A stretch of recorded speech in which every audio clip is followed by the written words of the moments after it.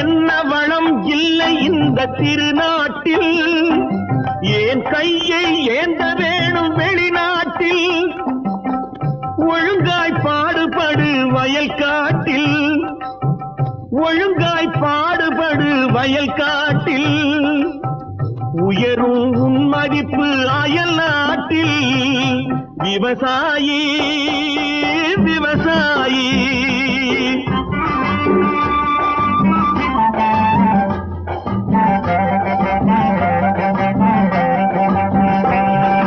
கருத்தெல்கும் சிவப்பெல்கும் வேற்றுமையாய் கருதாமல் எல்லோரும் ஒற்றுமையாய்.